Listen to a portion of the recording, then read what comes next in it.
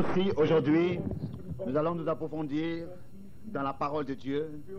Pour nous, c'est réellement la parole de Dieu est réellement la semence. Et nous ne permettons pas qu'un certain mélange ait lieu d'une sorte de manière.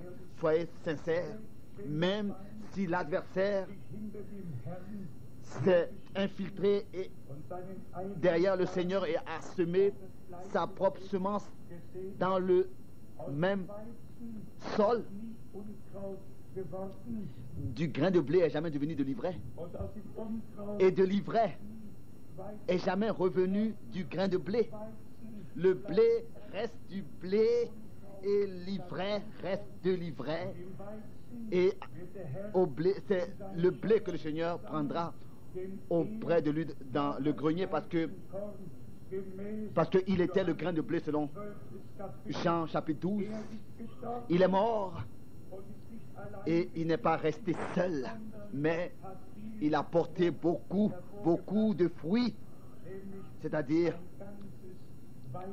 tout un champ de blé qui sera moissonné, récolté quand le Seigneur reviendra. Et tel que déjà dans la parole de l'introduction nous l'avons entendu, nous lui serons semblables. Cela nous touche le cœur profondément, dans la profondeur de notre cœur, quand nous pensons à ce que notre Seigneur est devenu semblable à nous. Dans ce corps de chair, il a porté tout sur lui, et toute la malédiction et tout ce qui avait atteint l'humanité, pour que nous puissions expérimenter la rédemption, recevoir le rachat, et ensuite à la fin, lors de son retour, être transformé à son image. Oh, quelle élection glorieuse, claire, quelle vocation céleste grande. Le Seigneur nous a déjà, avant même la fondation du monde, accordé. S'il vous plaît, pensez, le blé reste du blé, et l'ivraie reste de l'ivraie. La parole de Dieu reste la parole de Dieu.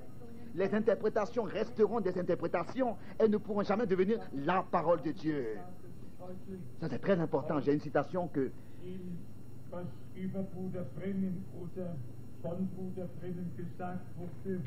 j'ai apportée de ce qui est dit sur Frère Branham déjà dimanche à Zurich.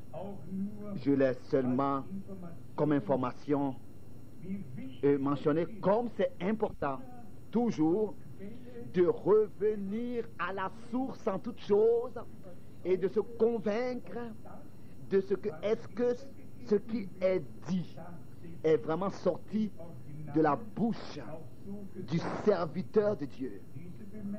Cette remarque en relation avec la citation de Frère Branham, je le fais parce que le 24 décembre,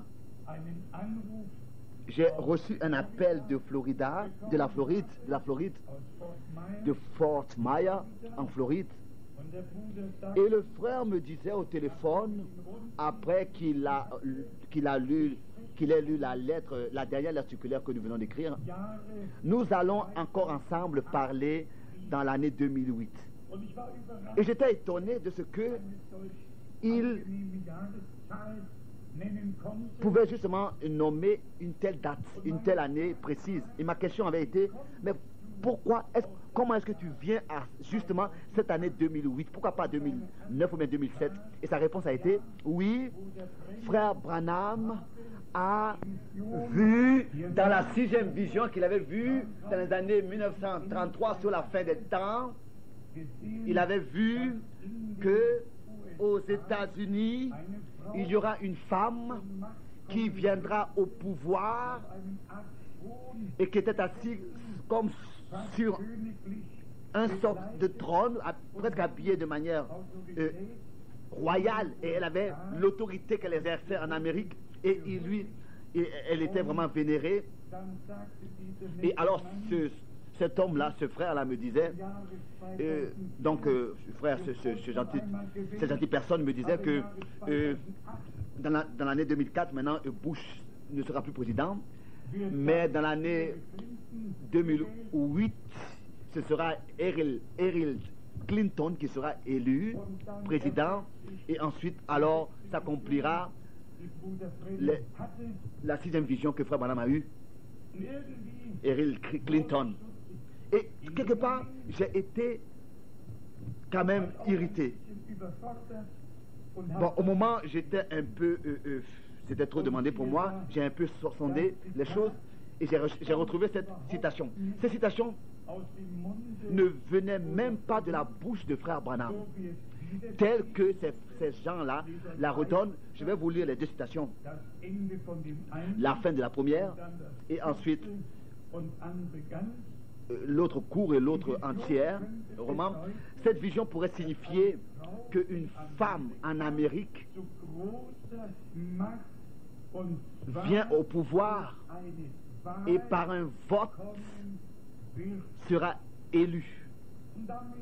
Et à cela, ensuite, ils ont suivi qu'un vote aura lieu et qu'une présidente viendra au pouvoir aux États-Unis. Ils interprètent cette citation. Maintenant, c'est une citation venue de cette manière-là, de la bouche de frère Branham, mais de la plume de Livelle. Ça a été inventé dans le livre en anglais, Les 7 âges de l'Église, à la page 322 en anglais. De la bouche de frère Branham est venue la citation suivante. Il y aura...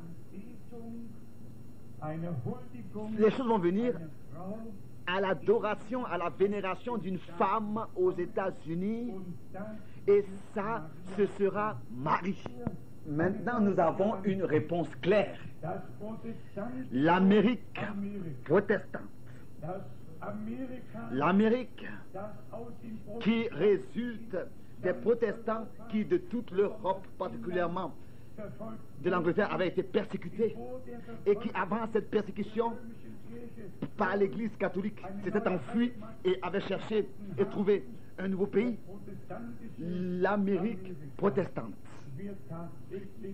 réellement ouvrira ses portes à l'Église catholique et ses portails. On a seulement besoin de voir les photos avec le pape Bush. On a seulement besoin d'entendre comment est-ce que M. Bush a dit: je vous reconnais, vous le pape, en tant que la plus grande autorité morale sur terre. Et on remarque comment est-ce que les choses prennent leur cours. Ce qui me dérange, c'est que des choses sont changées et que frère Branham, ils lui font dire des choses qu'il n'a pas dit. Imaginez-vous un peu un moment. La plus grande différence, la grande différence, c'est que les uns attendent une présidente qui devrait être élue et venir au pouvoir en Amérique. Et cela peut avoir lieu cette année, ça peut avoir lieu en 2008 et peut jamais avoir lieu. Et alors qu'est-ce qui se passera? Mais ce que frère Branham disait est déjà en préparation.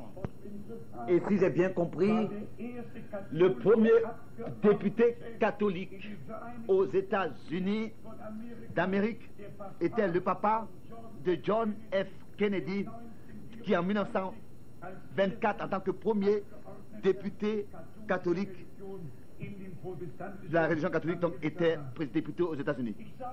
Je le dis seulement pour la raison suivante, pour dire une fois pour toutes à tous, de manière des choses que nous n'avons pas examinées. Nous avons sondé les Écritures et nous sommes revenus à la forme originale de la parole de Dieu, telle qu'elle est sortie de la bouche de Dieu, pour ne pas mentir le peuple de Dieu, mais de toutes les manières leur dire toujours la vérité au peuple de Dieu.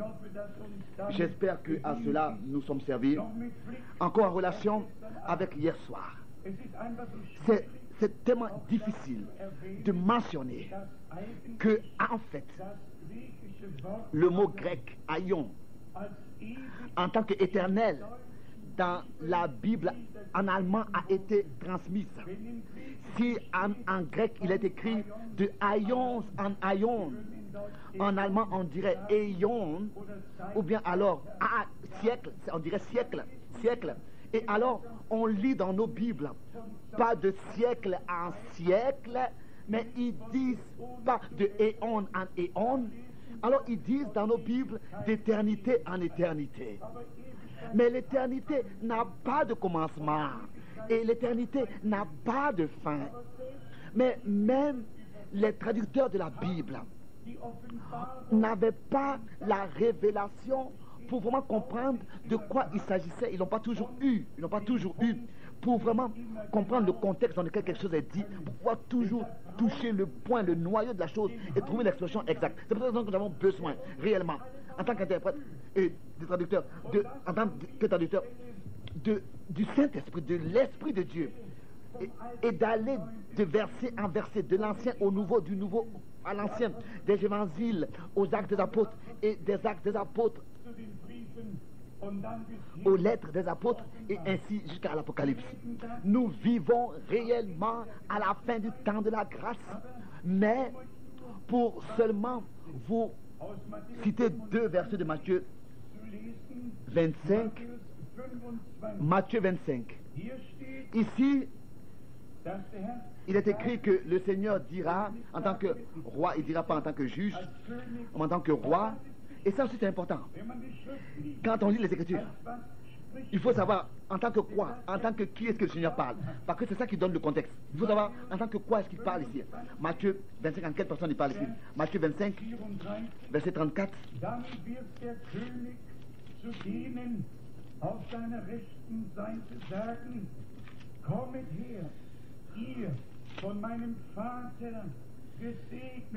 Alors le roi dira à ceux qui seront à sa droite, venez, vous qui êtes bénis de mon Père, prenez possession du royaume qui vous a été préparé dès la fondation du monde. Dès la fondation du monde. Avant la fondation du monde, ici il parle en tant que roi. Avant la fondation du monde, élu à posséder le royaume qui a été préparé pour nous avant la fondation du monde. Alors nous allons l'expérimenter et par la grâce de Dieu, nous y serons.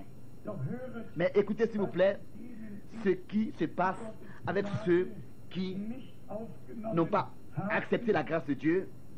Ici, il est écrit au verset 41, dans Matthieu 25. Ensuite, il dira à ceux qui seront à sa gauche, retirez-vous de moi, maudits. Allez dans le feu éternel qui a été préparé par l'ange. Et en cela, nous devons aller dans l'évangile de Jean, le chapitre 3, pour savoir aussi sur qui est-ce que la colère de Dieu demeure. Qui demeure sur la malédiction. Sous la malédiction, parce qu'ici il dit maudit. Et le Seigneur avait pris la malédiction sur lui, a pris la malédiction sur lui. Mais seulement celui qui le reçoit, celui qui personnellement expérimente la rédemption, sort de la malédiction. Quoi qu'il ait porté de cette séparation de Dieu, d'avec Dieu, il sort de cet état et il est réconcilié avec Dieu. C'est peut-être raison qu'il est écrit dans Jean le chapitre 3, un verset très important, à partir du verset 36. Peut-être oui, à partir du verset 35 aussi avec le verset 36. Jean 3, verset 35. Le Père aime le Fils et il a remis toutes choses entre ses mains. Celui qui croit au Fils a la vie éternelle. Celui qui ne croit pas au Fils ne verra point la vie. Celui qui reste désobéissant au Fils, autre exemple. Celui qui reste désobéissant au Fils. En français, dans la traduction d'Arby, c'est écrit comme ça aussi. Ne verra Fils ne verra point la vie, mais la colère de Dieu demeure sur lui. Vous voyez, la colère de Dieu a frappé notre Rédempteur. En lui, tous les dégâts ont été réparés, mais la réparation doit être personnellement reçue, acceptée de nous. C'est peut-être raison qu'il est écrit ici, tous ceux qui le reçurent. Il leur donna le pouvoir de devenir enfants de Dieu, c'est-à-dire à tous ceux qui croient en son nom. Et cela commence déjà avec le fait que le nom, pour la plupart, n'a pas été révélé. Il reste dans les titres. Dans Matthieu 28, verset 19, le nom ne leur a pas encore été révélé et manifesté. C'est peut-être raison que c'est écrit clairement. Celui qui invoque le nom du Seigneur. On doit invoquer le nom qui nous a été donné pour notre salut. Cela est déjà dit par le prophète Joël et il est écrit aussi dans Actes des Apôtres, le chapitre 2, et c'est comme ça que c'est écrit aussi dans Actes des Apôtres, chapitre 4, verset 12, alors que Pierre prêchait. Il n'y a pas d'autre nom. Il s'agit toujours du nom. Père, glorifie ton nom que tu m'as donné. Père, conserve-les dans le nom que tu m'as donné. Jean 17, verset 11. On a seulement besoin de lire Jean 17 et tous les autres versets. Et pour penser aussi à ce que nous sommes calomniés parce que justement nous baptisons au nom du Seigneur Jésus-Christ. Si nous baptisions dans les titres, on pourrait devenir membre partout. Nous ne voulons pas de membres. Nous voulons des membres au corps du Christ. Et ne pas renier son nom, mais le confesser et le recevoir. Et c'est pour cette raison que le baptême a lieu d'eau au nom du Seigneur Jésus-Christ. Nous allons encore revenir à parler du nom du Seigneur Jésus-Christ. Bien-aimés frères et sœurs, dans Hébreux 5, au verset 8 et 9, il est parlé aussi de l'obéissance. Et nous regardons seulement à Dieu, mais pas, nous ne méprisons aucun homme. Nous avons reconnu que c'est seulement la grâce de Dieu. La grâce de Dieu. Personne ne peut venir à moi si ce n'est que le Père ne l'attire premièrement. Le monde ne me verra pas, mais vous me verrez. Et on pourrait aller de verset biblique en verset biblique, même si nous disons que Dieu a donné une promesse d'envoyer un prophète. Nous pourrons pour cela mentionner Malachie 4, verset 5, nous pourrons lire, mentionner Marc, mentionner Matthieu. Nous pouvions aller dans Actes des Apôtres, chapitre 3. Nous pouvons aller et citer des versets l'un après l'autre, tant que nous voulons. Celui qui ne veut pas le croire, il ira à un autre verset biblique. Il ira par exemple dans Hébreux chapitre 1, au verset 1, où il est dit que Dieu, de plusieurs manières, a parlé au Père par les prophètes. Et dans ces derniers jours, il nous a parlé dans son Fils. Alors ils font un point, peut-être même un tiret, et alors ils ont fini. Et ils disent, les prophètes avaient existé auparavant, le Messie maintenant est venu, et il n'y a plus maintenant de prophètes. Non, là, a pris fin, c'est-à-dire en ce qui concerne les prophètes de l'Ancien Testament. Car c'est ainsi que c'est écrit dans Luc 16, au verset 16. La loi et les prophètes étaient jusqu'à Jean, et de là, le royaume de Dieu est prêché. Mais qui veut de ma Bible barrer que Dieu a établi dans l'Église des prophètes, des apôtres et des docteurs et des évangélistes et des pasteurs? Qui veut barrer de ma Bible? Matthieu 23, verset 34. Je vous enverrai des prophètes au futur. Je vous enverrai des prophètes et des docteurs. Qui veut barrer de ma Bible ces versets? Mais nous constatons comment est-ce que c'est nécessaire la révélation et de ne pas utiliser un verset contre un autre verset, mais d'utiliser un verset pour compléter un autre verset, pour comparer un autre verset et pour permettre à Dieu de parler avec nous, pour que ce ne soit pas nos pensées humaines que nous utilisions, mais que nous ayons la révélation que Dieu puisse nous accorder par sa grâce. Parce que nous nous ouvrons à lui et allons seulement de verset en verset. Si nous allons par exemple dans Daniel 12, verset 4, il est dit, scelle le livre jusqu'à la fin des temps. Alors, si cela est écrit comme ça, alors ça veut dire que nous savons qu'à la fin des temps, Dieu allait révéler les profondeurs de ces mystères et de son conseil de salut, pas quelque part comme ça, qu'il aurait déjà fait dans le déroulement des âges, mais comme il a dit lui-même dans Daniel 12, c'est le livre jusqu'à la fin des temps. Maintenant, nous sommes arrivés à la fin des temps, à la fin de la fin des temps. Et c'est peut-être que nous avons besoin de la révélation. Et c'est pas étonnant. Et il y a toutes sortes de voix qui se font entendre. Des voix qui ne sont même pas en accord avec la voix de Dieu, avec la parole de Dieu, qui ne sont pas en accord avec la Bible. Et tous disent que c'est biblique. L'Église catholique dit, elle parle des dogmes bibliques et des enseignements bibliques qu'ils ont ajoutés à la Bible. Tout cela est dénoncé comme biblique. Vous pouvez lire dans leur lettre du mois. Il a écrit le grand texte là, pas un autre évangile. Et après cela, il est écrit ensuite une table avec une coupe de laquelle donc de l'eau est versée sur un enfant, et il parle après pas un autre évangile. Dans l'évangile original, il est écrit, celui qui croit et se laisse baptiser sera sauvé, n'est-ce pas? Ils parlent d'un autre évangile, ils disent pas d'un autre évangile, mais ils sont en train d'asperger les enfants.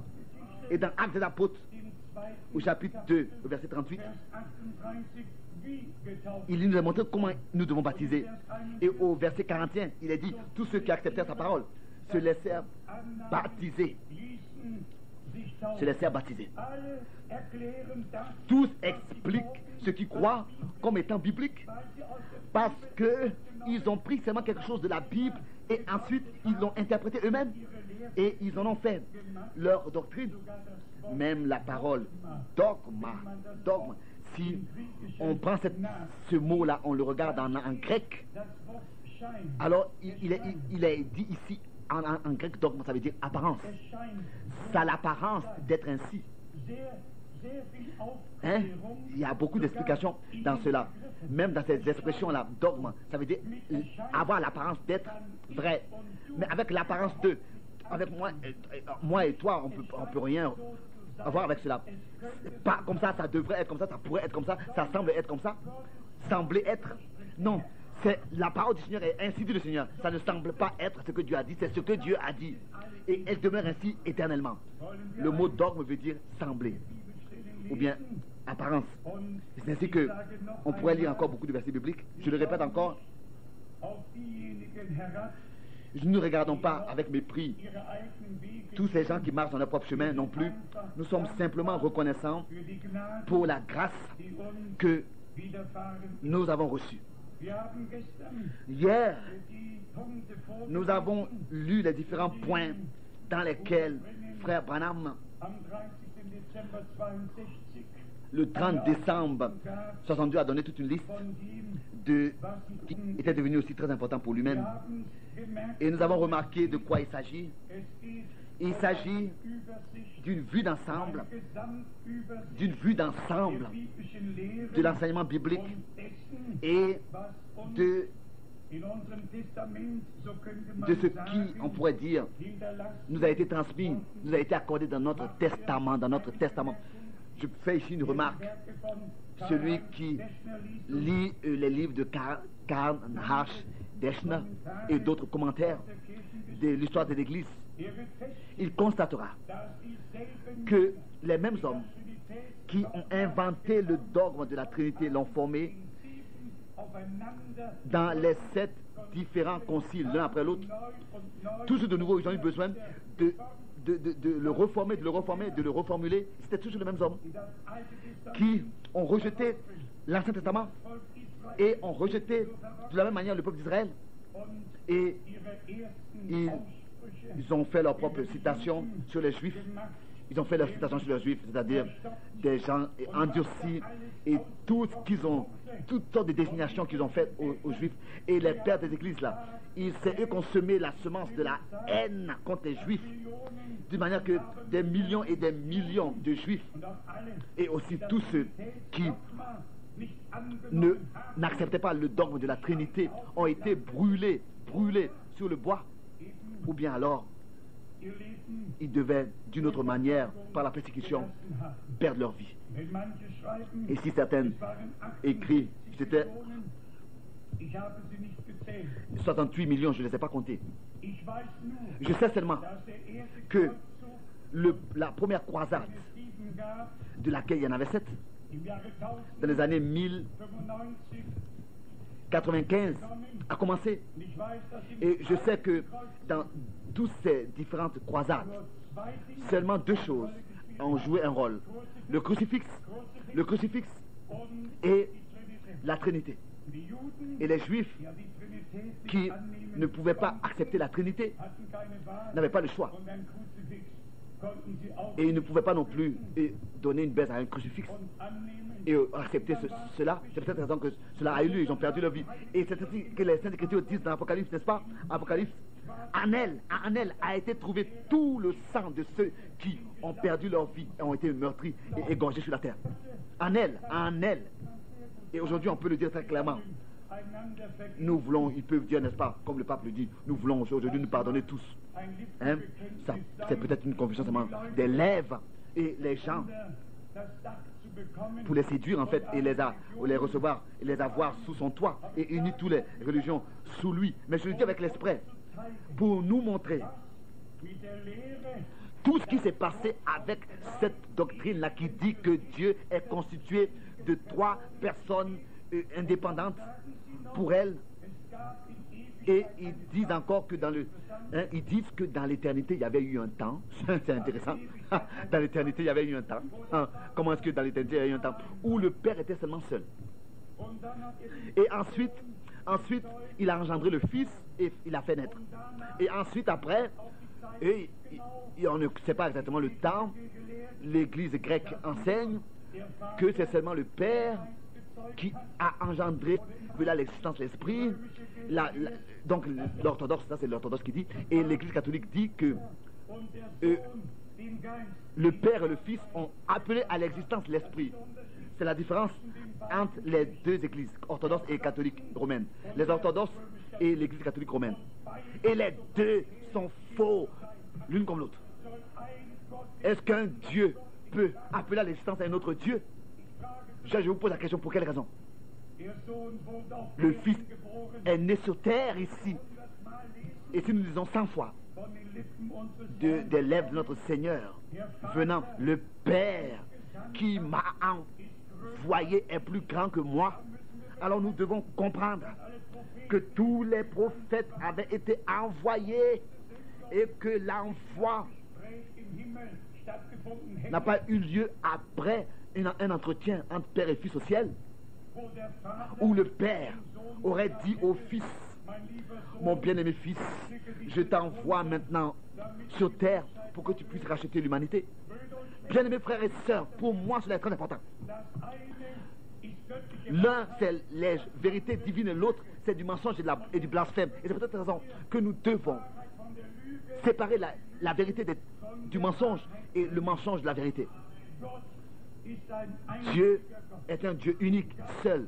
Dans tout l'Ancien Testament, nous avons les promesses que le Messie viendra et accordera la rédemption. Et nous avons la promesse 2 fois au moins dans le prophète Ésaïe, chapitre 7, verset 14. Une vierge enfanta et fera naître un enfant. Elle lui donnera le nom d'Emmanuel. Qu'est-ce que ça veut dire Emmanuel? Emmanuel, qu'est-ce que ça veut dire? Fils de Dieu avec nous? Ou bien que ça veut dire Dieu avec nous? Emmanuel ne veut pas dire fils de Dieu avec nous. Ça veut dire Dieu avec nous. Mais bien aimé, aussi en ce qui concerne ces choses, on doit lire, pas seulement lire les Saintes Écritures, on doit avoir l'Esprit de Dieu. On a besoin de la révélation, de pas à pas. Pour chaque pas, on a besoin de la révélation. Et ensuite, nous disons dans le chapitre 9, au verset 5 et 6, un enfant nous est né, un fils nous est donné, et l'autorité, la domination repose sur ses épaules. Le fils n'est pas né au ciel, il est né à Bethléem, pour que aussi sur terre, nous, par la rédemption, qu'a eu lieu à Golgotha pour nous, par l'acte de la rédemption, nous puissions être établis dans l'adoption. Les pères des églises ont transformé tout, tordu tout, ils ont établi leur philosophie et théorie. Mais la Bible dit dans Colossiens de nous éloigner de la philosophie. Ils ont apporté leur théorie. Et maintenant, à la fin du temps de la grâce, Dieu rassemble les siens et les ramène de toute la confusion et le désordre. Et il les sanctifie dans la parole de la vérité, de laquelle notre Seigneur disait dans Jean 17, au verset 17, sanctifie-les dans ma vérité, dans ta vérité. Ta parole est la vérité. Ça, c'est notre temps. S'il vous plaît, comprenez-le. Dieu a seulement à la fin voulu accorder la révélation, parce que c'est maintenant à la fin que la révélation est plus nécessaire. Le peuple de Dieu a besoin encore plus de révélation que dans les autres âges. Nous avons besoin de l'inspiration directe du Saint-Esprit et de la révélation par le Saint-Esprit, pas des arguments. Et j'ai encore cela lourd dans le cœur. Il y a une parole qui est écrite seulement 2 fois dans toute la Bible. Une fois dans Genèse chapitre 3, verset 1, et pour la deuxième fois dans Éphésiens chapitre 6, au verset 11. Et le mot principal de cette parole rusée, là, le serpent était rusé, plus rusé que tous les autres animaux du champ. Pouvait parler, pouvait argumenter, pouvait attirer Ève dans des argumentations. Il était rusé, le plus rusé de tous les animaux des champs. Hein? Quand on voit en chemin un serpent, comme ça, il semble et quand ça se passe, hein? Très, très rusé. Et dans toute cette ruse, il y a du poison. Il est écrit plus rusé que tous les animaux des champs. Et qu'est-ce que c'était? Il a il a donné à la parole une autre signification et il a attiré Ève dans des argumentations. Et déjà, c'était passé. C'est ainsi que ils ont posé la question même. Les gens se posent la question, mais en quoi est-ce que la chute a constitué? Par la séduction, croyez-moi, c'est pas la séduction, car c'est ainsi que les Saintes Écritures l'enseignent. J'espère que tous le comprennent bien, et cela doit aussi être révélé par le Saint-Esprit à chacun. Sinon, celui qui, dans Genèse chapitre 3, va dans le chapitre 4, Adam connut Ève, sa femme. Elle conçut et enfanta Caïn, et elle dit, j'ai acquis un homme de par l'Éternel. Elle enfanta encore son frère, Abel.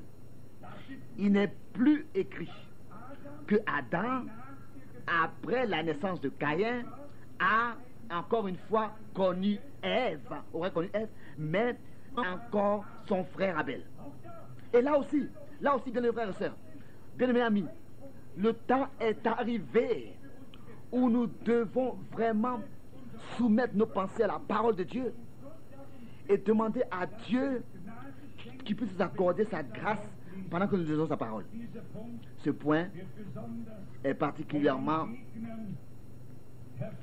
remis en question par les adversaires, ceux qui sont contre l'enseignement et de ce que frère Branham a enseigné. Je ne veux pas venir dans les détails de ces choses, mais frère Branham n'a rien enseigné qui ne serait pas déjà transmis dans les Saintes Écritures, ou bien écrit dans les Saintes Écritures, ou bien au moins décrit d'une manière que cela vient et ça peut être révélé par la parole de Dieu. Vous savez exactement que nous ne sommes pas des gens qui suivent Branham, nous ne sommes pas des gens qui suivent Paul, nous ne sommes pas des gens qui suivent Pierre. Nous sommes des disciples du Seigneur. Mais Dieu a établi certains ministères dans l'Église et notre Seigneur a dit, tel que le Père m'a envoyé, c'est ainsi que je vous envoie. Et notre Seigneur dit, si j'envoie quelqu'un et que vous le recevez, vous me recevez. Celui qui reçoit, celui que j'envoie me reçoit. Et celui qui vous écoute, m'écoute. Ça, ce ne sont pas des paroles vides. Ça, ce sont les paroles qui sont liées à un appel divin. Maintenant, nous allons lire les versets qui appartiennent aux différents points que nous avions mentionnés hier soir. Cela concerne le mystère de Dieu avec Israël dans cet âge. Et c'était le deuxième point. Nous avons eu déjà souvent à entendre concernant cela que Dieu seulement pourrait faire grâce à la partie croyante d'Israël. Ceux qui ne croyaient pas n'ont pas pris part à ce que Dieu faisait. Tout est sous le fondement de la foi, est placé sous le fondement de la foi. Je lis seulement dans Romains, le chapitre 11, on pourrait lire du verset 1 et lire réellement tout le chapitre, mais je vais seulement commencer avec le verset 1 et ensuite avec le verset 5, continuer. Verset 1, et je dis, Dieu a-t-il rejeté son peuple?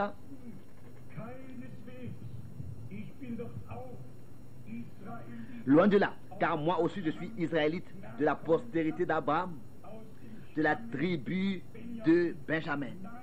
Non, Dieu n'a point rejeté son peuple qu'il a connu d'avance. Ensuite, l'explication suit que les païens devaient être ajoutés et ont été ajoutés quand le temps fut accompli. Au verset 5, il est écrit, de même aussi, dans le temps présent, il y a un reste selon l'élection de la grâce. Je dois aussi lire le verset 6, ensuite le verset 7. Or, si c'est par grâce, ce n'est plus par les œuvres. Par les œuvres. Autrement, la grâce n'est plus une grâce. Oh, que ici nous puissions toujours de nouveau chanter grâce, grâce. Dieu parle à Moïse et dit à celui à qui je fais grâce, je lui fais grâce. Et celui à qui je fais miséricorde, je lui fais miséricorde. Le verset 7. Quoi donc? Ce qu'Israël cherche, il ne l'a pas obtenu, mais les élus l'ont obtenu, tandis que les autres ont été endurcis. Ça, c'est tout à juger. On devrait être reconnaissant de ce que Dieu nous a accordé la grâce dans notre temps de croire, comme l'a dit les Saintes Écritures, et d'affermir ainsi notre élection. Car la foi nous apporte en relation avec Dieu et l'incrédulité nous sépare de Dieu. C'est ainsi que c'était déjà depuis le commencement et c'est ainsi que ça restera. Affermir notre élection, c'est écrit dans 2 Pierre chapitre 1. Et nous avons ici dans Romains chapitre 11 verset 20 ensuite. Romains chapitre 11 verset 20. Cela est vrai. Elles ont été retranchées pour cause d'incrédulité et toi tu subsistes par la foi. Ne t'abandonne pas à l'orgueil, mais crains. Ensuite, l'apôtre Paul continue, toujours de nouveau, expose ce sujet jusqu'au verset 25, et il continue, car je ne veux pas, frères, que vous ignorez ce mystère, afin que vous ne vous regardiez point comme sages. Maintenant arrive une expression importante. Une partie d'Israël est tombée dans, pas surtout, mais une partie d'Israël qui n'a pas cru est tombée, a été endurcie, est tombée dans l'endurcissement. Tous ceux qui ont cru ont reçu la grâce, le salut et la rédemption. C'est encore aujourd'hui la même chose. On reçoit le salut. Celui qui ne croit pas est condamné. C'est ainsi que c'est écrit aussi dans Marc. Alors, la foi est la chose la plus importante. La foi de croire comme l'a dit la Sainte Écriture. L'incrédulité attire le doute, remet en question ce que Dieu a promis, remet en question ce que Dieu a fait. Et ensuite nous aboutissons dans la séparation d'avec Dieu. Mais la foi nous lie avec Dieu, avec toutes les promesses, avec tout ce qui est écrit dans la Sainte Écriture. Et comme Paul, à la fin du verset 25, le dit ici, jusqu'à ce que la totalité des païens soit entrée. Comparez ce verset avec Luc 21, verset 24, et en relation avec cela pour voir le contexte juste. Luc 21, verset 24.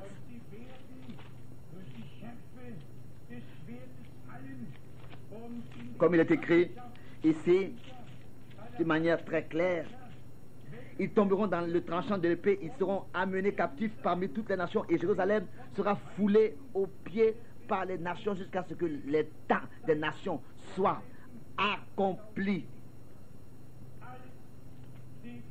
Tout est écrit ici dans ce livre des livres, et on doit seulement le voir et ensuite l'ordonner à sa place. Lisons encore sur ce sujet dans Romains, le chapitre 4. Romains, le chapitre 4, versets 16 et 17.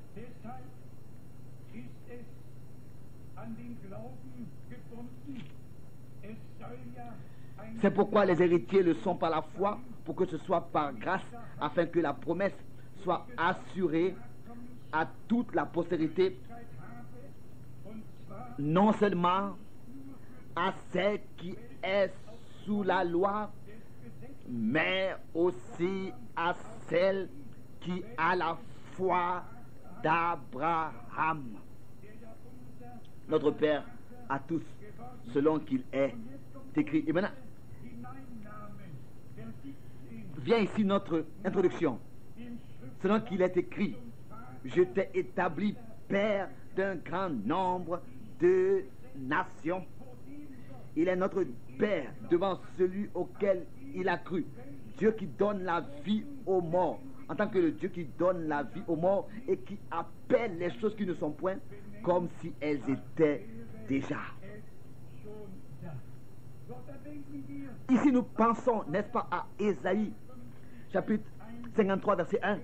Qui a cru notre prédication et à qui? Et aussi dans Romains, le chapitre 10, au verset 16, où Paul aussi mentionne la parole d'Ésaïe et pose la question, qui a cru à notre prédication? La foi et l'obéissance sont plus importantes que beaucoup de hommes le pensent. Et l'incrédulité et la désobéissance est plus grave que beaucoup le pensent ou bien veulent l'admettre. C'est pour cette raison que le temps est réellement arrivé où nous devons croire, comme l'a dit les Saintes Écritures, que ce soit les promesses pour la fin des temps et tout ce qui concerne l'Église, les promesses qui concernent toute l'Église, épouse ou bien alors Israël, tout ce que les Saintes Écritures disent, nous devons le croire. Et nous le croyons de tout notre cœur, et nous savons que Dieu veille sur sa parole. Quand le temps arrivera, alors il accomplira ce qu'il a dit. Le troisième point était le mystère de ce que les saints vivants seront changés à la fin de cet âge. exact est dans Corinthiens, le chapitre 15, au verset 51. On pourrait lire beaucoup de versets.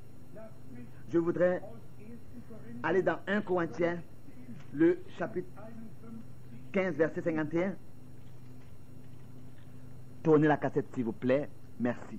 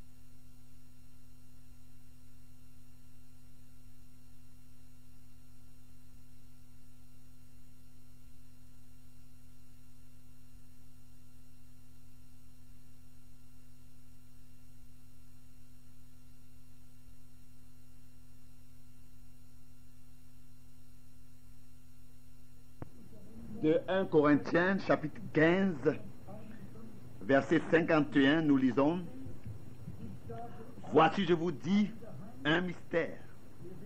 Nous ne mourrons pas tous, mais tous nous serons changés.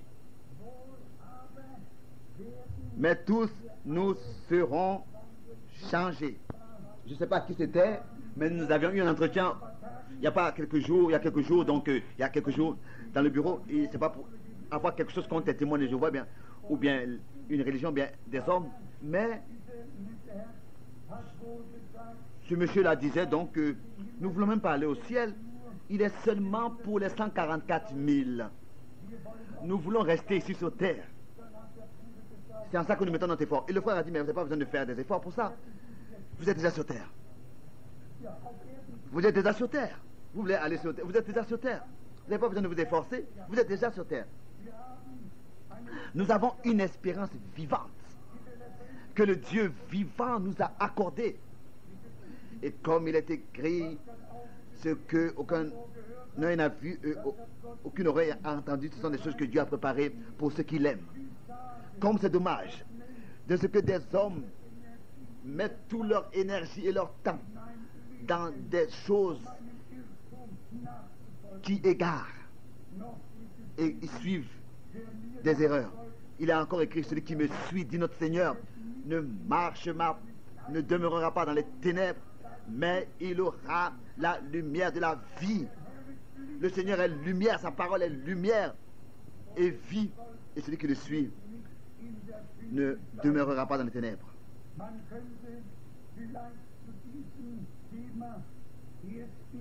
On pourrait peut-être à ce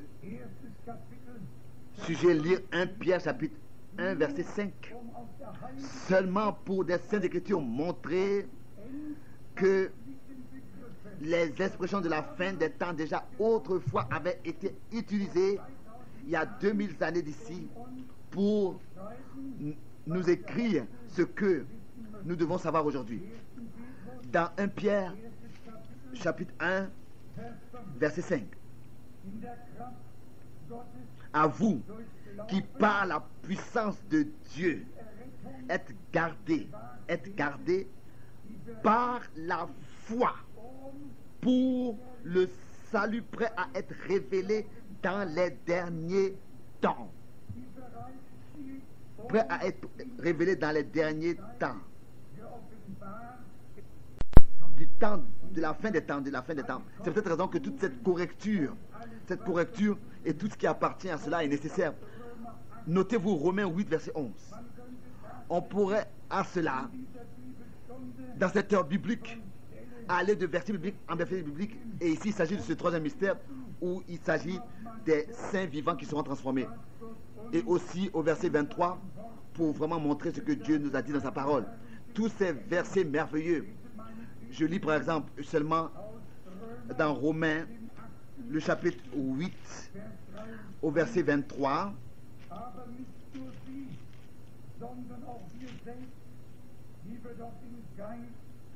Et ce n'est pas elles seulement, mais nous aussi qui avons les prémices de l'Esprit. Nous soupirons en nous-mêmes en attendant l'adoption, la rédemption de notre corps. De notre corps. Notre âme a déjà reçu la vie éternelle par la foi en Jésus-Christ, notre Seigneur. Mais lors du retour de Jésus-Christ, l'immortalité va recevoir l'immortalité, va être transformée dans l'immortalité. Et la vie éternelle est encore, n'a pas sa place dans un corps qui vieillit et qui tombe malade. Cette vie sera mise dans un corps qui a plus de douleur, plus de cris, plus de douleur, plus de maladies. Existeront là-bas. Tout sera nouveau. Le 4e point, le mystère de l'Église du Nouveau Testament en tant qu'un corps constitué de Juifs et des croyants des nations. Je voudrais pour cela lire les versets de vraiment noyaux dans Éphésiens le chapitre 2, Éphésiens chapitre 2 à partir du verset 13. Éphésiens chapitre 2 verset 13. Mais maintenant en Jésus-Christ, vous qui étiez jadis éloignés, vous avez été rapprochés par le sang de Christ, car il est notre Père, lui qui des deux n'en a fait quelqu'un et qui a renversé le mur de séparation, l'inimitié, ayant anéanti par sa chair la loi des ordonnances dans ses prescriptions. Il a voulu créer en lui-même avec les deux un seul homme nouveau en établissant la paix. Il est réconcilié avec Dieu l'un et l'autre en un seul corps par la croix, en détruisant par elle l'inimitié. On pourrait toujours continuer à lire. Nous qui étions éloignés et les Juifs qui étaient proches, tous les deux, au même moment, par la croix, par la croix de Golgotha, nous avons été réconciliés avec Dieu. Il y a une seule nouvelle alliance, pas une alliance pour Israël et ensuite une alliance pour l'Église. Il y a seulement une seule alliance. Elle est cette nouvelle alliance unique. Et celui qui veut lire peut pour cela aller dans Jérémie 31. Et celui qui veut encore savoir les choses exactement peut aussi aller dans Hébreux chapitre 8. Après ces jours, dit l'Éternel, je ferai une nouvelle alliance. Ensuite, je mettrai mes paroles dans vos cœurs. Je les écrirai dans vos cœurs. Et notre Seigneur dit, dans Matthieu 26, verset 26, jusqu'à verset 28, ceci est la nouvelle alliance dans mon sang. Bien-aimés frères et sœurs, nous sommes le peuple de la nouvelle alliance. Et tel que le peuple de Dieu de l'Ancien Testament avait été aspergé du sang du sacrifice et que le sang que Dieu leur donnait a été aussi aspergé. Donc tout ce que Dieu leur avait dit, donc le livre de l'alliance a été aussi aspergé du sang de l'alliance. Tout ce que Dieu leur avait dit avait été aspergé du sang. C'est ainsi que l'Église du Nouveau Testament n'a pas été seulement rachetée par le sang de l'alliance, mais ce peuple reste sous le sang, ayant un cœur prêt à accomplir les paroles de l'alliance, à marcher avec Dieu tout le chemin jusqu'à la passion de la foi à la vue. Mais pour Israël et ce qui concerne aussi l'Église du Nouveau Testament, il n'y a plus de propre chemin. Tous les Juifs des assemblées chrétiennes peuvent aujourd'hui fermer les portes, et revenir à Dieu et sa parole, se soumettre à Dieu et à sa parole et dire, Seigneur, montre-nous ton chemin, révèle-nous ta parole, ta volonté, que ce soit juif, que ce soit païen, que ce soit croyant de parmi les nations. Personne d'eux ne peut croire d'eux-mêmes et voir d'eux-mêmes si ce n'est que les yeux leur sont ouverts. Lisons encore dans 1 Corinthiens 12, verset 12, dans Romains 9, verset 24 et 1 Corinthiens 12, verset 12 et 13. D'abord, Romains 9 et verset 24, ensuite 1 Corinthiens 12, verset 12 et 13. Tous nous croyons en un seul Seigneur, que ce soit grec ou juif, et nous sommes baptisés dans un seul corps, par un même esprit. Et ce corps-là, c'est l'Église du Dieu vivant. Je crois que par la nouvelle naissance, nous sommes devenus membres de ce corps, mais c'est par le baptême du Saint-Esprit qu'en tant que membres, nous sommes placés dans le corps et nous avons accès aux dons et aux fruits du Saint-Esprit. Et nous avons ici en tant que 5e point le mystère de l'Église et de l'épouse du Christ. Si ensuite frère Branham fait l'expression, l'épouse sera appelée à sortir de l'Église, alors on doit avec cela aller jusqu'à Apocalypse, le chapitre 12, où la femme qui en tant qu'Église est représentée crie. Elle est en travail dans les douleurs de l'enfantement et que l'enfant fils, elle enfante un fils qui doit plaire toutes les nations avec la verge de fer, il est enlevé, il naît de l'Église et il est enlevé dans l'enlèvement. On doit toujours savoir, je crois que le point arrive aussi après, où est-ce que les sept anges ont reçu les 7 messagers, les sept anges ont reçu les 7 messages, et ces messages étaient réellement adressés aux 7 sages de l'Église. Et ensuite l'avertissement, celui qui a des oreilles, qu'il entende ce que l'Esprit dit à l'Église. Et ceux qui entendent ce que Dieu de sa parole révèle, les porteurs de la parole, des mystères, des promesses, ils deviennent, c'est justement ceux-là qui ont une foi qui est liée à la parole.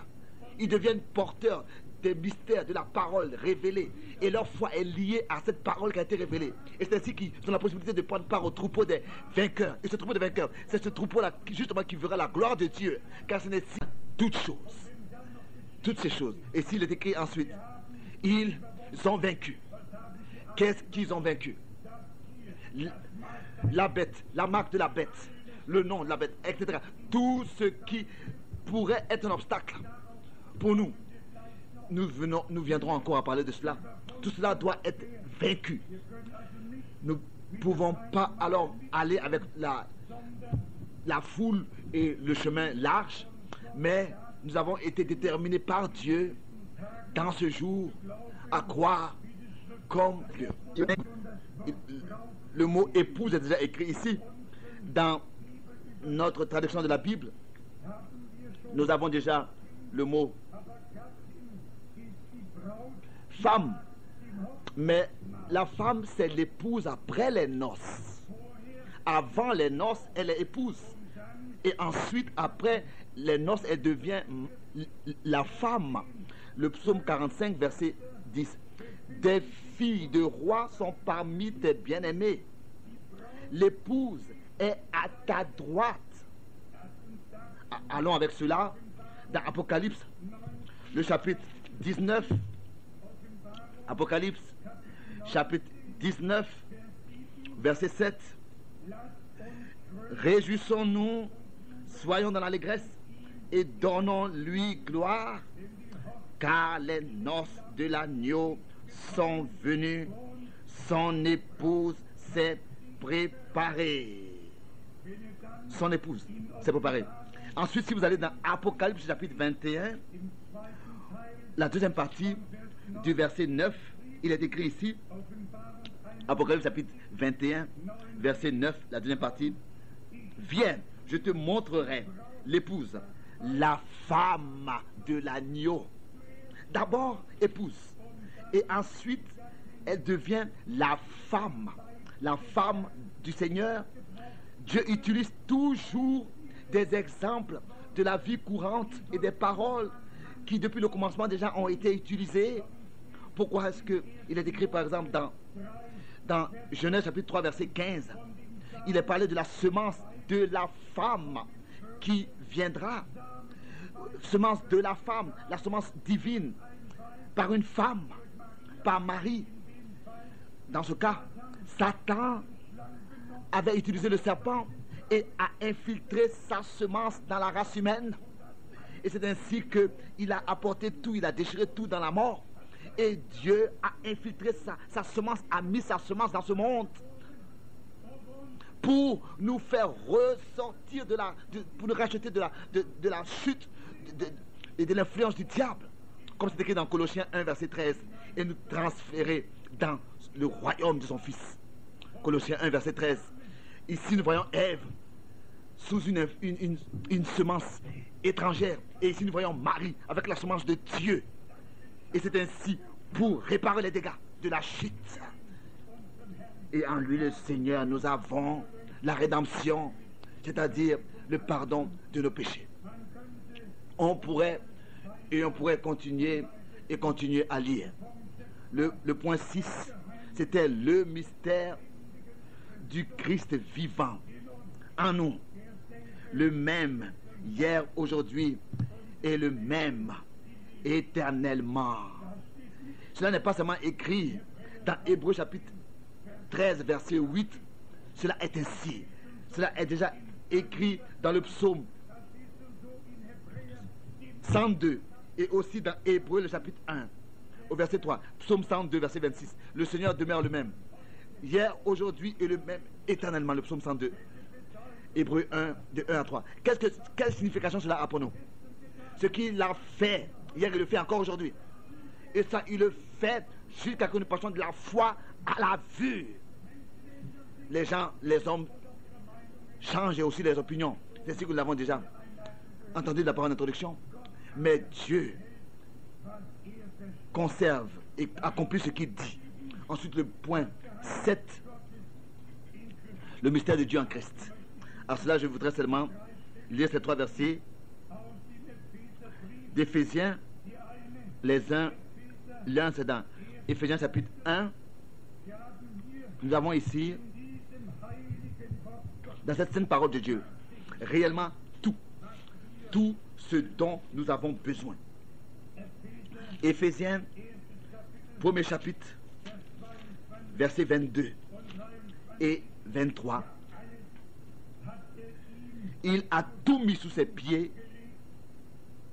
et il l'a donné pour chef suprême à l'Église, qui est son corps, la plénitude de celui qui remplit tout en tout. C'est ici donc le 7e mystère.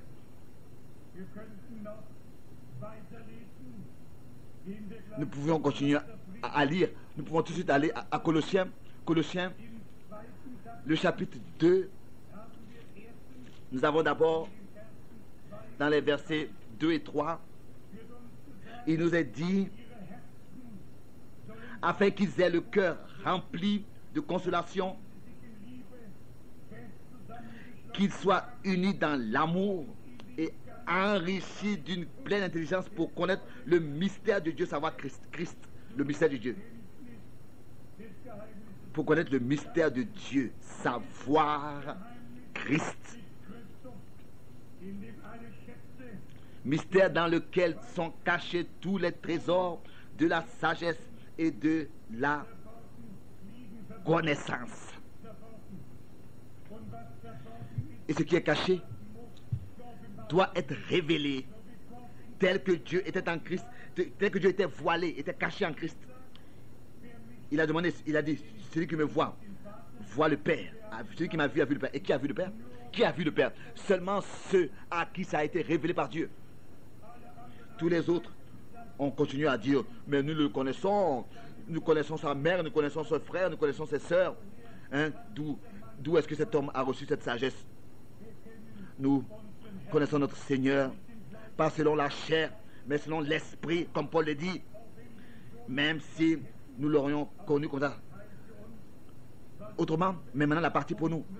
À quoi est-ce que cela nous servirait? Si nous l'avions connu selon la chair, à quoi est-ce que cela nous servirait?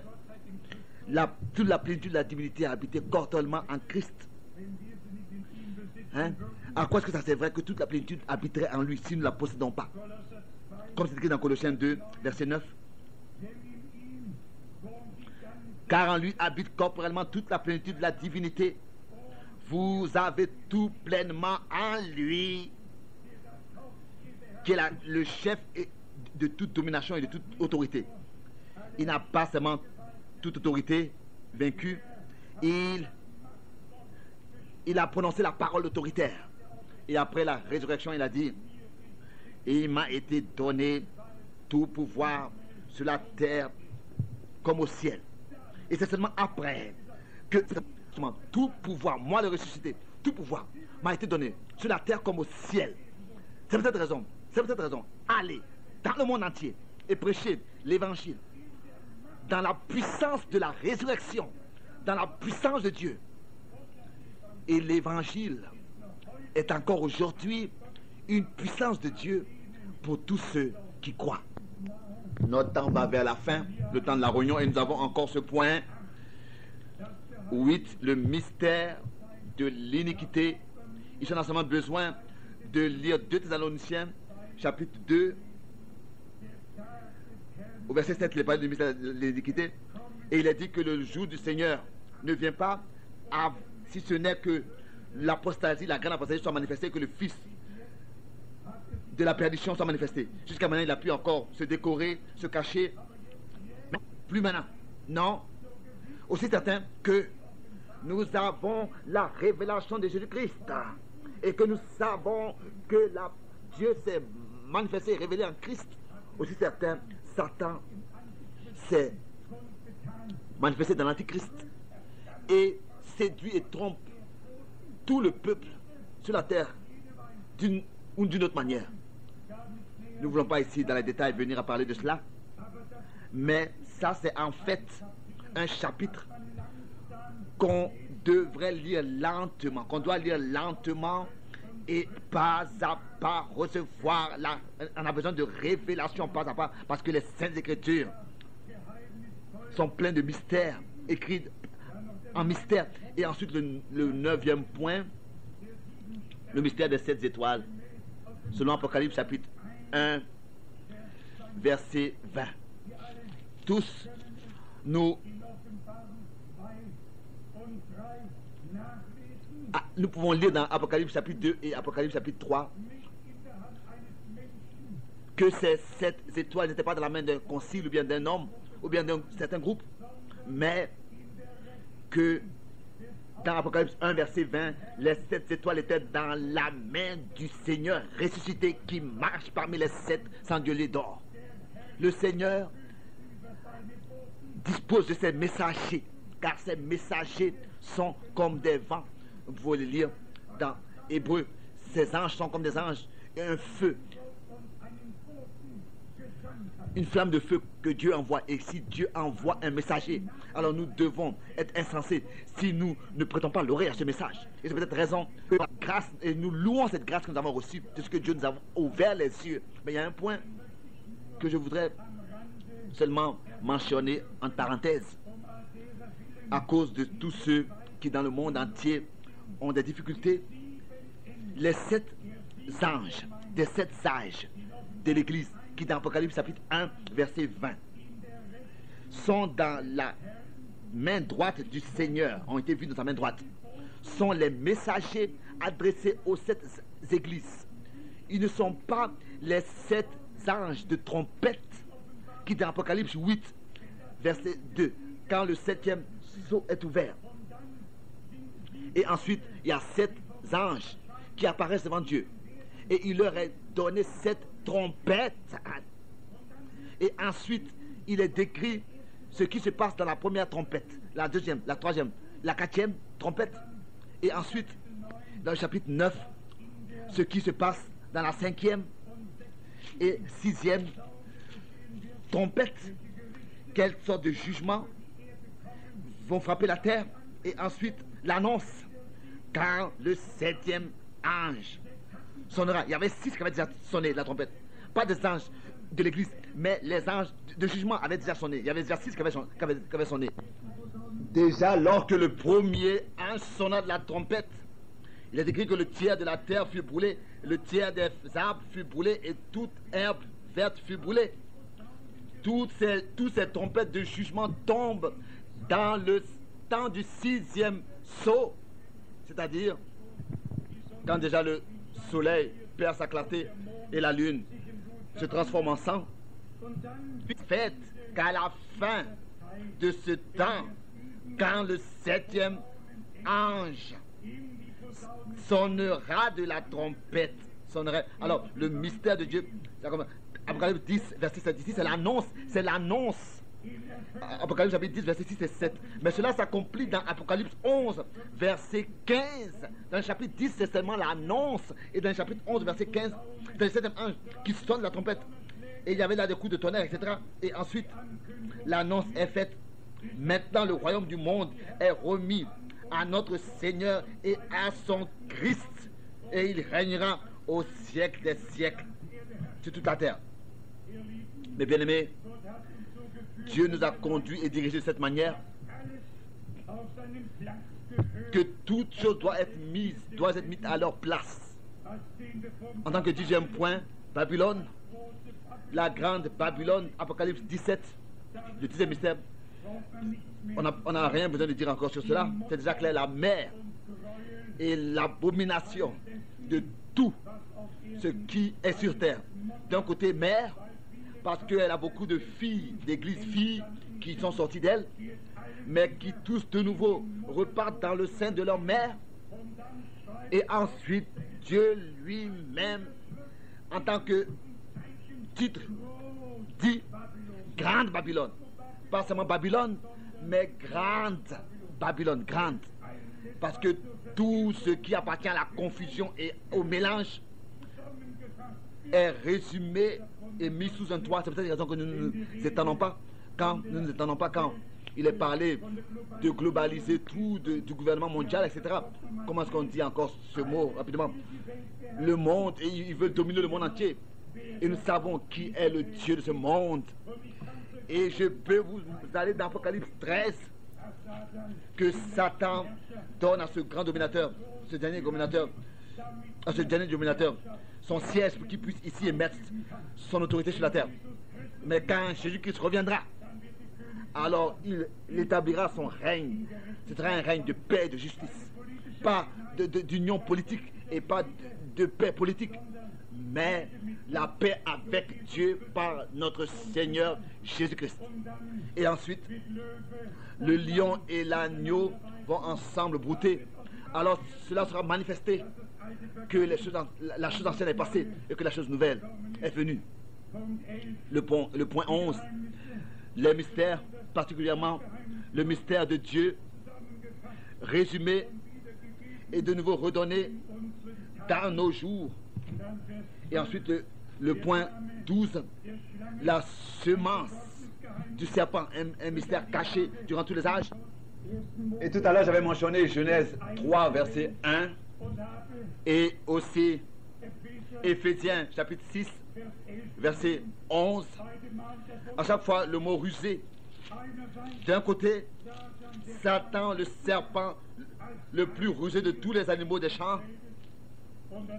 Et de l'autre côté, pour que vous, comme est écrit ici, pour pouvoir tenir ferme contre les ruses du diable, de revêtir, nous avons besoin maintenant de toutes les armures de Dieu, entièrement, être revêtis de la puissance d'en haut, pour résister contre les ruses du diable, parce qu'il vient et il dit, il est écrit, comme dans Matthieu 4, dans l'histoire de l'épreuve de notre Seigneur, Satan était venu à notre Seigneur et disait, il est écrit. Mais à chaque fois, il voulait apporter du dégât avec ce qu'il citait. Et ça, c'est encore aujourd'hui avec Satan. Il veut nous emporter dans des arguments et apporter des ravages. Et il dit, il est écrit, il envoyera ses anges, etc. Oui, mais il est écrit. Mais pas que ce soit Satan qui puisse utiliser les Écritures. Cela est écrit pour nous. La parole de Dieu est adressée à nous, c'est vrai. Et ensuite, nous venons à 2 Corinthiens, le chapitre 11, le verset 2 et 3. Là, il est écrit aussi ce mot, pas seulement russe, mais en allemand, c'est encore plus fort. Je crains, écrit Paul, comme autrefois, 2 Corinthiens, que tel que le serpent a séduit Ève, que vos cœurs soient éloignés de la simplicité en ce qui concerne le Christ. Satan est très rusé, très rusé. 2 Corinthiens 11, verset 3. Il s'est infiltré derrière le Seigneur, comme nous l'avons dit dans Matthieu 13. Et il a semé sa propre semence, avec toutes les interprétations. Il répand tous les peuples avec toutes sortes d'interprétations. Alors on a plus d'orientation et plus de discernement. Mais que Dieu soit loué de ce qu'il nous a agréé, de ce qu'il nous a fait grâce, il nous a visité et qu'il nous a révélé.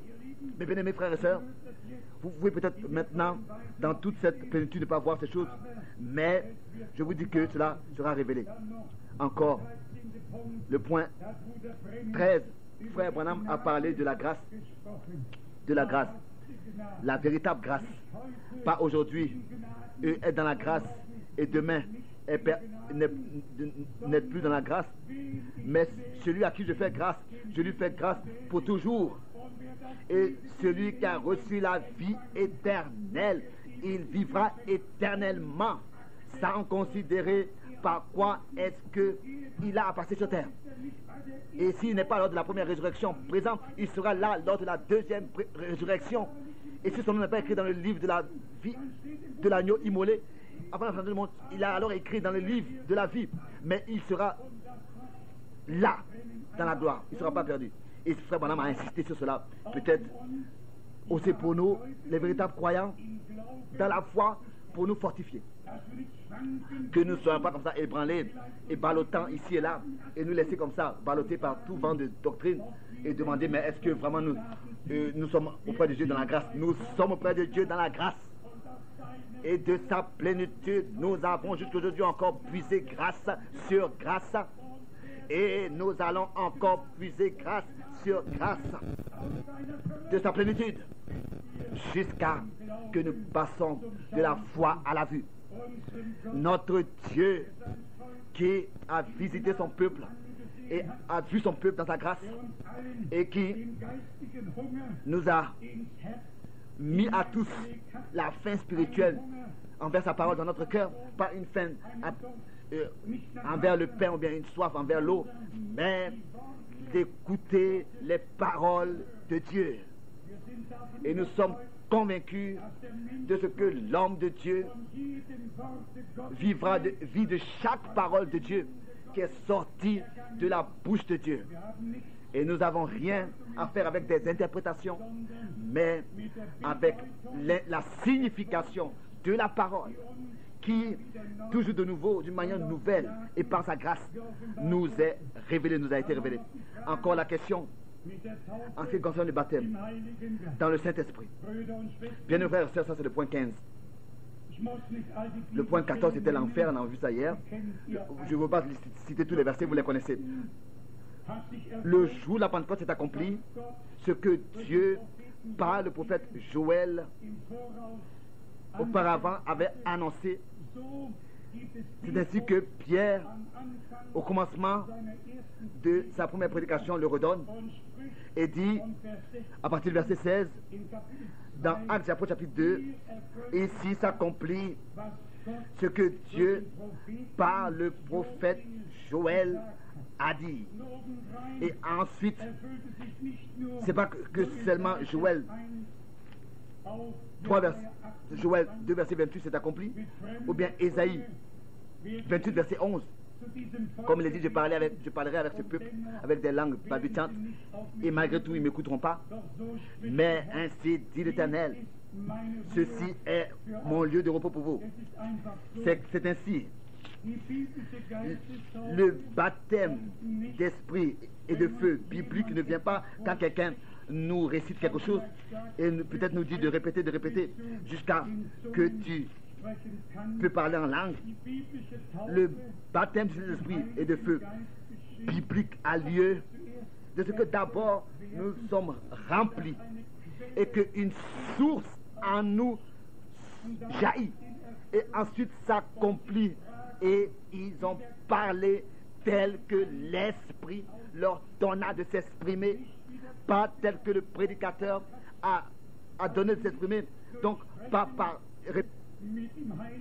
des choses dans le baptême de l'Esprit, mais dans le baptême d'Esprit par un acte divin.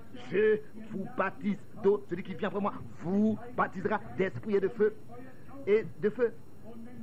Et si cela se passe, alors une source jaillit en nous, comme notre Seigneur lui-même dans l'évangile de Jean, au chapitre 4, au verset 14, l'a dit à la femme au puits, l'eau que je te donnerai deviendra en toi une source qui jaillit jusqu'à dans la vie éternelle. Et il parlait ici de l'esprit que recevraient tous ceux qui croient en lui, qui sont devenus croyants en lui.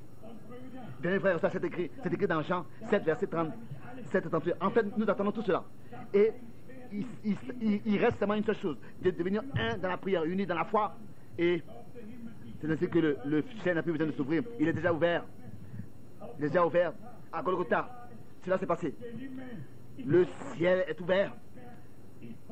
Et l'œuvre est accomplie. Jean 4, verset 14, Jean 7, verset 37. Nous voulons résumer encore courtement. Dieu a réellement visité son peuple. Nous n'utilisons pas un verset biblique contre un autre, mais nous nous laissons conduire par le Saint-Esprit dans tout le concept des Saintes Écritures. Et c'est ainsi que nous remercions Dieu de ce que, dans notre temps, aussi d'une manière surnaturelle, il est descendu, et ça je le répète encore, d'une manière surnaturelle, il est descendu. Ça, ce n'était pas le désir d'un homme, c'était la volonté de Dieu. Et c'est ainsi que, tel que la colonne de feu et la nuée, nuit et jour, conduisaient Israël, comme c'est écrit dans Exode 13, verset 20 et 21, c'est ainsi que le Seigneur voulait montrer, alors que dans la même lumière et dans la même colonne de feu, il est descendu. Moi, je vais devant mon peuple. Je montre à mon peuple le chemin. Je montre à mon peuple le chemin qu'il a à suivre maintenant, pas une certaine chose sur laquelle on discute, mais nous comprenons ce qui est lié à cela. Joël 2, verset 28 jusqu'à 32, c'est pas frère Branham ou bien Paul qui ont donné la direction. Paul pouvait dire par exemple, j'étais en chemin vers Damas et subitement cela s'est accompli, qu'une lumière plus claire que le soleil encore, et la voix s'est fait entendre et s'est adressée à moi, sortant de cette lumière. Et ensuite, le Seigneur a parlé avec lui. Je te ferai lumière de nation, tu leur ouvriras les yeux pour qu'ils se convertissent des ténèbres à la lumière. Vous devez lire ces 3 versets dans Actes des Apôtres chapitre 9, dans Actes des Apôtres chapitre 22 et aussi exactement dans Actes des Apôtres chapitre 26. Et pour avoir un appel complet de l'apôtre Paul, et ensuite vous savez pourquoi est-ce que la lumière surnaturelle a apparu et que le Seigneur lui-même de cette lumière a parlé. De la même manière, c'était aussi avec frère Branham. C'était pas comme ça de l'imagination ou bien indirectement. Dieu a visité son peuple. Heureux ceux qui peuvent le croire. Celui qui ne peut pas le croire, alors ça ne lui sera pas révélé. Celui qui peut croire, cela lui sera révélé. Que ce n'était pas l'homme qui avait à nous apporter un message et à nous montrer le chemin, mais que c'était le Seigneur lui-même qui a fait grâce et reçu, qui a agréé son Église et qui est descendu lui-même dans la nuée de lumière surnaturelle pour montrer qu'il va devant son peuple. Je vous montre le chemin et je vous éclaire le chemin. Je peux seulement dire, loué et exalté soit le Seigneur. Est-ce que vous remarquez aussi dans ce qui concerne ce point, le Seigneur est le même hier, aujourd'hui et éternellement. Qui veut lui dire, soit tu as le droit de le faire et toi tu n'as pas le droit de le faire. Il a le droit de faire tout ce qu'il veut. Il peut faire tout ce qu'il veut à son peuple. Alléluia. Et nous avons la grâce de chanter. Tu t'es révélé à moi. Tu t'es révélé à moi. Nous avons entendu des paroles de vie, des paroles de puissance, paroles de Dieu. La parole de Dieu demeure éternellement. Loué et exalté soit le Seigneur, notre Dieu. Amen. Amen. Nous nous levons pour la prière. Prions tous maintenant. C'est-à-dire tous. Et croire que Dieu nous exauce. Seigneur, nous te remercions de tout notre cœur pour ta sainte et précieuse parole.